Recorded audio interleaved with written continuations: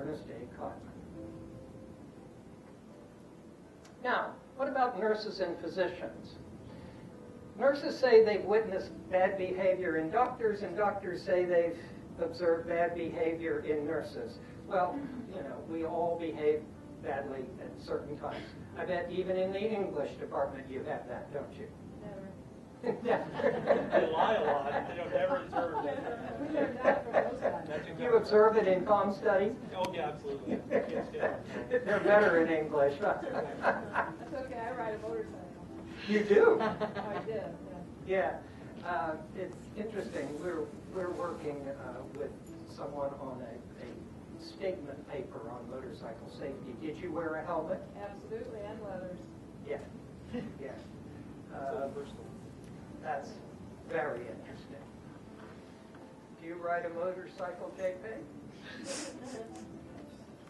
You do? Do you drive it or just ride on it? Oh boy. I don't know what to say about it. Next slide. Okay. Now, these are my own bias as to what I think might be solutions for this problem.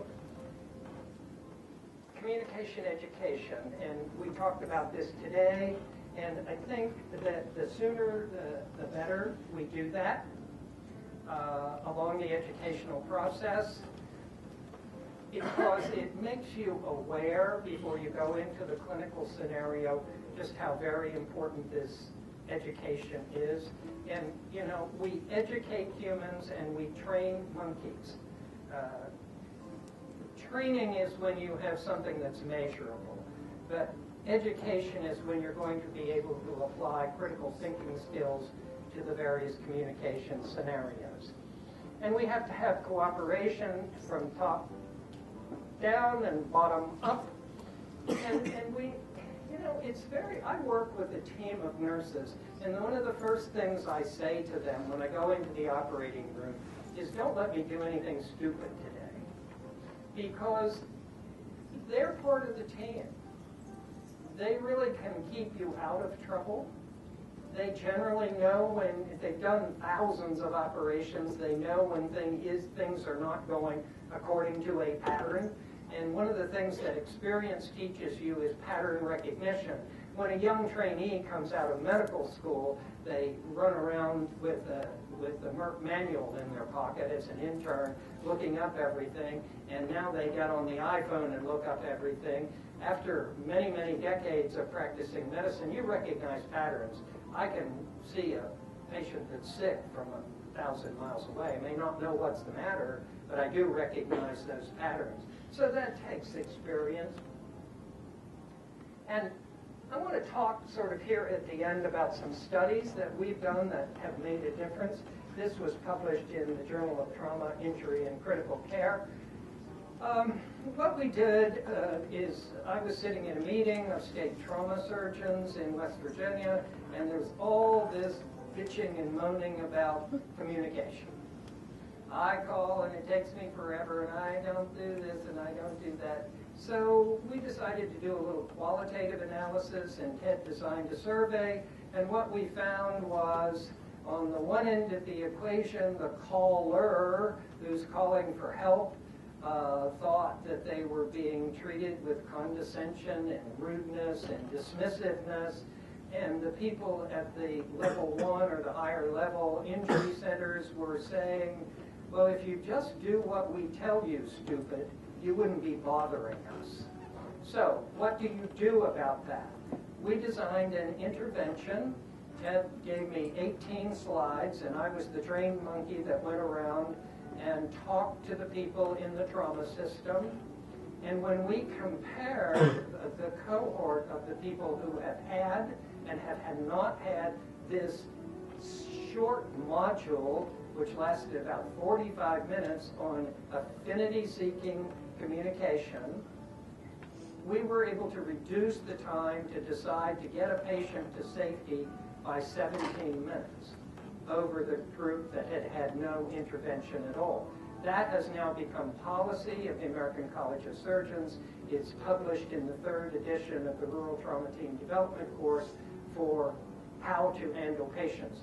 So major normative organizations have recognized it based on this work. Head study design. Next one. This is up on the poster in your department. A fascinating study when we were looking at the pre-hospital aspect, paramedics calling to a medical command center, people in the field, usually EMTs in West Virginia, calling to a medical command center, all of whom are paramedics, and we established 3 different conditions.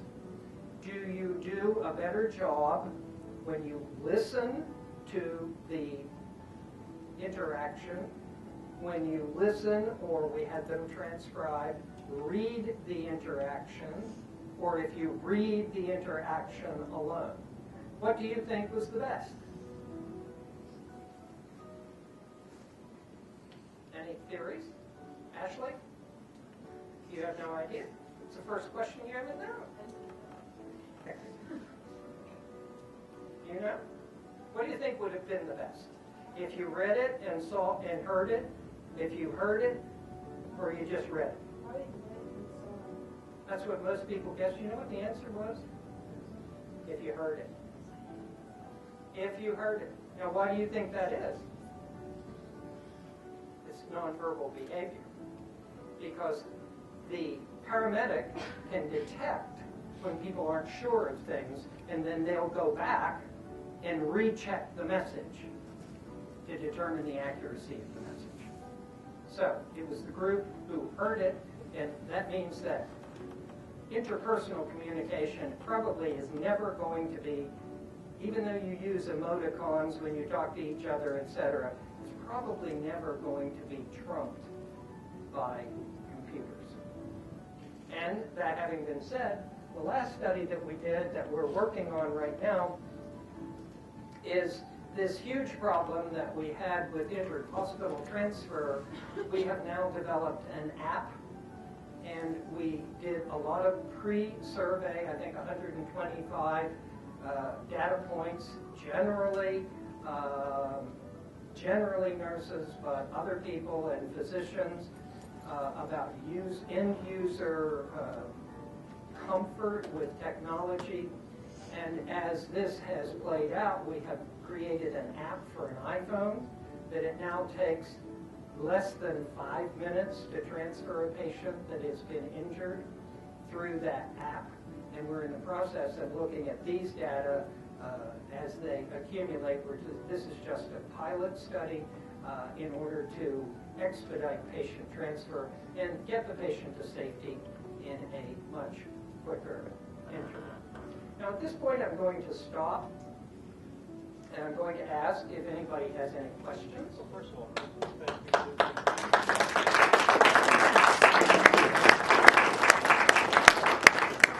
Questions? Ted, you come up and moderate some questions. Anyone have any questions for Dr. Do you have a question?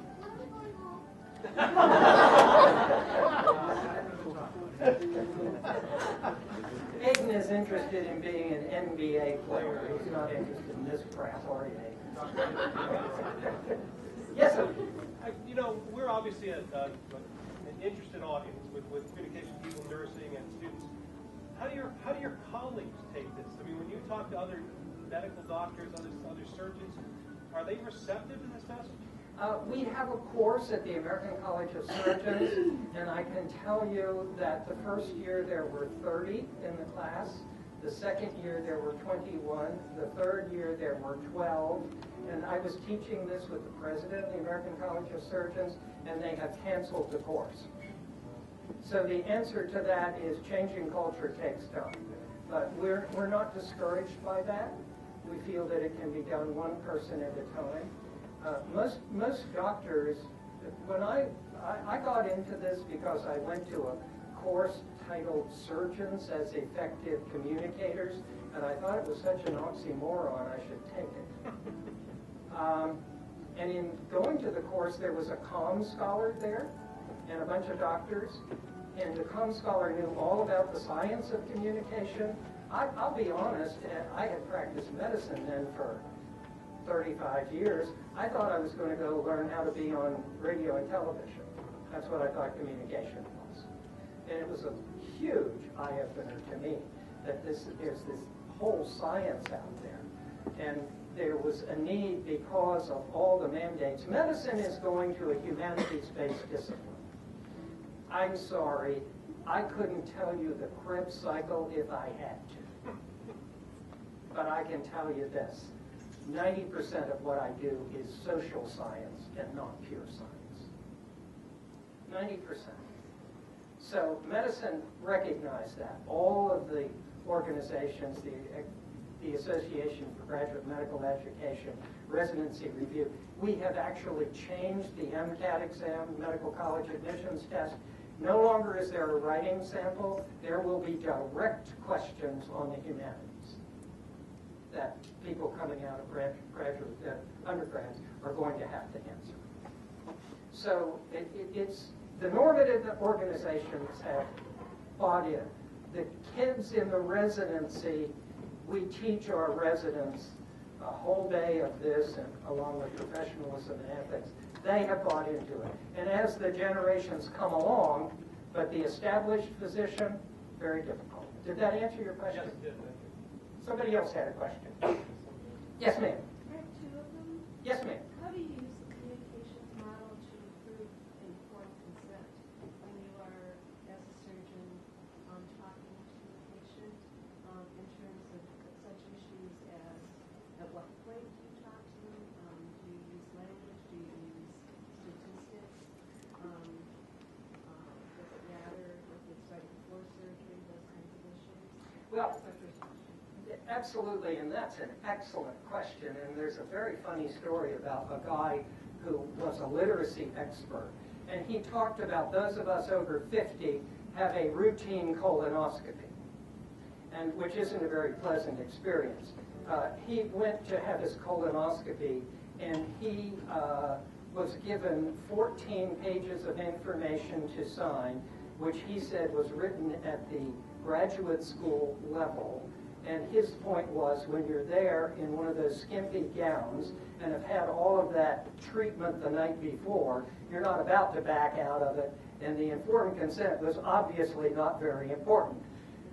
What is important is that there is an immediate informed consent. If you're shot in the heart or fall off your motorcycle, we don't have time to establish a relationship. I do a process-informed consent. Each and every patient that I operate comes, I explain it to them, I give them literature that is designed for patient literacy level. I then write to them in what I think is their language, and I have them come back at no charge a second time and ask them to please have their questions ready to ask me at that time. So I have talked to them, written to them, and talked to them a second time before they ever have surgery. And that's called a process-informed consent. And your second question, I'm sorry.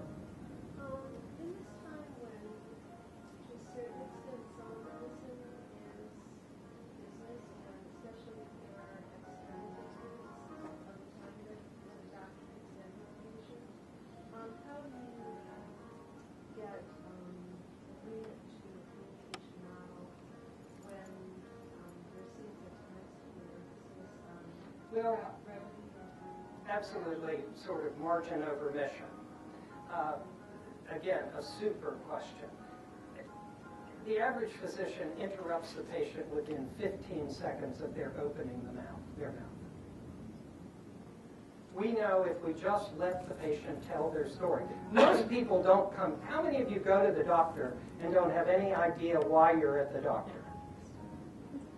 I mean, you usually know, don't you? And you usually have thought about it in your head. What is the reason that I'm here? It only takes a minute and a half to get that out. And 82% of the time, if we just listen, we can make the diagnosis. 9% is through all this expensive testing, and 9% is luck. So give them a minute and a half and listen to them, and you're usually going to be able to make the diagnosis. Did that answer your question? It just doesn't take much longer. So I don't buy that we're too busy to listen to people. We all have, we all have a drive to perform, not necessarily for economic reasons, depending on what your specialty. Sometimes there's just a shortage in your specialty, and so you end up with a lot of people having to be seen and cared for, and it isn't always driven by economics.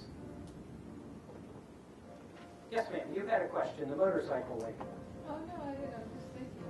But with all the human error resting primarily on the errors in communication, right, that cause these catastrophic things to happen in the hospital or in the doctor's office, right? So, you mentioned about everything going electronic. I just recently met my third surgeon. I've had two other surgeons who've gone other places with Cleveland Clinic. Oh, I center. I know he couldn't identify me. He didn't look at me one time while I was in his office because he was typing all the time. Well, and that's very problematic, and what people need to do with the electronic health record. First of all, these young people, they can type without looking at the screen, can't you? Most of you can type. So the new generation coming out isn't going to be. The place that technology has been challenging is people like me. It's really, and I cheat. I have the nurses put everything in for me because it was not until I used to, if I sent an email, I would dictate it to a secretary who would type it out for me. I now do that myself. And I can work an iPhone. I'm better than I was, but I'm certainly not willing or able to take on, because it is so complex with the system the way it's set up now. It's a nightmare. But as the generations come along, I think that's going to improve with the electronic health record. But we have a long way to go. Yes, CJ. So, from what I understand, this is fairly revolutionary with the medical communication that you guys developing right now. So when can we expect to see something like this around our area? I know it's going through right now, West Virginia. Well, Chris, could you elaborate on that? I mean, we have copywritten the app. We as the Rural Emergency Trauma Institute own the intellectual properties associated with the application. But where we are right now is merely in the pilot phase to see if it actually, not that it works, but that it accomplishes the objective. So that will be, the final testing is in process right now. Then to really put this to market, we have to find dollars to accomplish that too. And as a nonprofit, it is. We have been fortunate that the Benedict Foundation out of Pittsburgh has been very good to us. But we can potentially sell the application. But what we have to do is use the funds from the application to do good some other place. And do you want to share with them what it has cost us? Because you understand, you can't just create an app with healthcare information.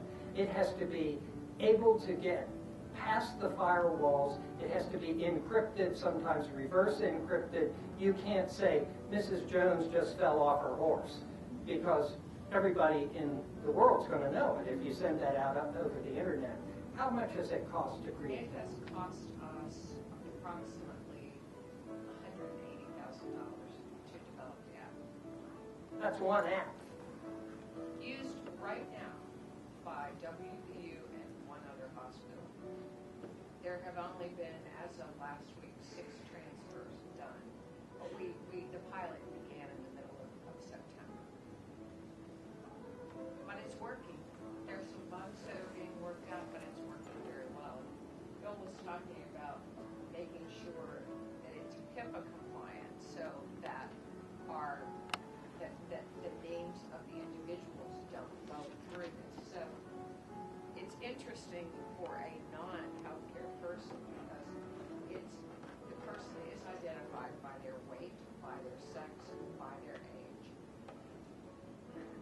and you have to get through these damn things called the IRB. And you all have an IRB here, I'm sure. And you have to guarantee you have de-identified the patient. You can't even put in what color their hair is without having to go through leaps and bounds. Yes, sir. So two questions. The first one is, you went to med school, you went to communication graduate school when you were 60. Can I go to med school when I'm 60? No. No, It's too expensive. The You second can is get a- it the before they second got is- their money back. The second is a real question, which is, what took you to communication school at 60? Oh, because I felt it was just fundamentally wrong for doctors to be teaching a subject that they didn't know anything about. You can go and say anecdotal stuff of what works for me, but understanding the science of communication, it's wrong to get up and teach young people without having some sort of scholarly background in the field, I think. Now, do other people agree with me? I can tell you in most medical centers, it is assigned to the most junior faculty member who really doesn't want to be there and doesn't know anything about it. And that's why we did the textbooks we've done, so at least these people teaching it hopefully will bother to read a textbook. And it's interesting that the biggest, where do you think the biggest seller of the textbook is? Communication department? No, the Kingdom of Jordan. The Kingdom of Jordan bought 1,000 copies of our first textbook because the Queen of Jordan, Raina, is a communication person. And she wanted people who are trained in medicine to understand how communication and the science of communication works. Yeah. And believe me, those of you that want to write communication textbooks for money, forget it. Because for all the time and effort, it's just do things because you want to make an ethical contribution because it's the right thing to do. I don't think Ted has written textbooks to get rich. Not yet. He keeps hoping. He keeps hoping he comes up with that winner. CJ.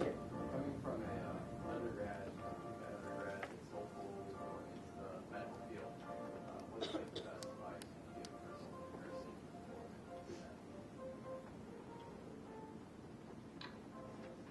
Be an ethical person, care about other people, and do your best.